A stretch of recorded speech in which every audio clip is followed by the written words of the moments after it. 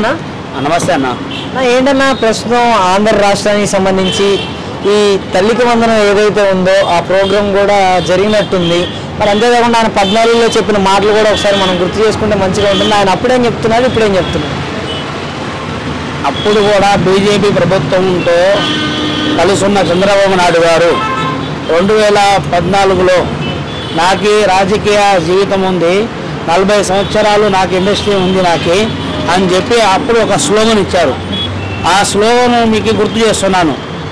ఒకళ్ళైతే ముద్దు అన్నారు, రెండో ఉంటే హద్దు అన్నారు, మూడో వాళ్ళు ఉంటే వద్దు అన్నారు. ఈ 3 మాటలు ఇచ్చారు అప్పుడు నారా చంద్రబాబు నాయుడు గారు. ఆ రోజు ఇచ్చిన హామీలు అదే. ఒకళ్ళైతే ముద్దు, రెండోదైతే హద్దు, మూడోదైతే వద్దు అన్నారు. అప్పుడు మన బాబు గారిని నమ్మిన చాలామంది భార్యాభర్తలు ఏమన్నారంటే ఒకళ్ళతోనే ముద్దు సరిపెట్టుకుందామని అనుకొని అక్కడ దాకా వాళ్ళు హద్దు దాటకుండా ఉన్నారు. ప్రస్తుతం చూస్తే 2024 ఎన్నికల్లో వచ్చేసరికి మీకు ఎంతమంది ఉంటే అంతమందికి అమ్మఒడి వేస్తానన్నారు. ఇది చెప్పారులే వేయారులే అని అనుకున్నారు ఇప్పుడు ప్రజలు. తీరా ఇప్పుడు ఏం జరిగిందంటే ఆ తల్లికి వందనం కింద వాళ్ళు వేస్తున్నది 13,000, ఇద్దరు ఉంటే 26,000 వేశారు, ముగ్గురు ఉంటే 39,000 వేశారు.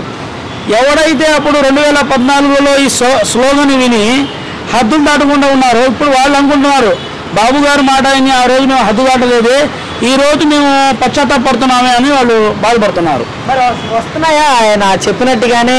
ఎంతమంది ఉంటే అంతమంది పడిపోతున్నాయా అసలుకి?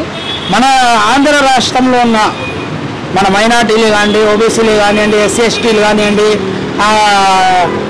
అందరూ కలిపితే 87,24,884 మంది పిల్లలు ఉన్నారు.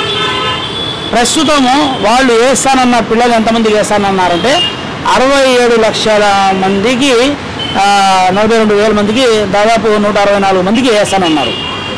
ఇప్పుడు ఏం జరిగిందంటే ఇచ్చేటప్పుడు తీరా అకౌంట్లో వేసేటప్పటికి 54 లక్షల మందికి మాత్రమే వాళ్ళు అమ్మఒడి వేయడం జరిగింది.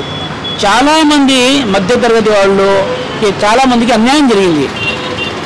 దాదాపు 33 లక్షల మంది పిల్లలు ఈ అర్హతని కోల్పోయారు. ఎందుకని? మీరు ఇచ్చిన హామీలు మేము నెరవేరుస్తామన్నారు.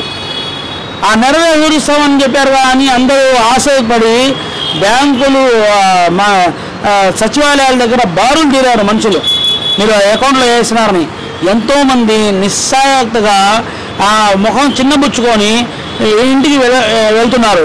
నేను అడిగాను, ఏంటంటే మీకు పడలేదా, మీరు ఎప్పటి నుండో ఈ పార్టీలో ఉన్నారుగా మీరు అంటే, ఏం పడ్డాయి అబ్బాయి, మా 3 పిల్లలు ఉన్నారు, 3 పిల్లలు ఒకళ్ళు కూడా పడలేదు, వాళ్ళకేమో ఉన్నోళ్ళకేమో భావన పడ్డాయి, మాకు పడలేదు అని అన్నారు.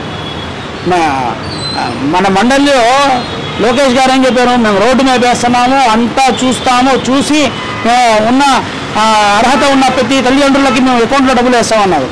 తీరా చూస్తే 33 లక్షల మంది పిల్లలకి అమ్మవందనం కింద ఇస్తానన్న నిధులు రాకపోవడం వల్ల చాలామంది తల్లిదండ్రులు నిరాశ చెందుతున్నారు.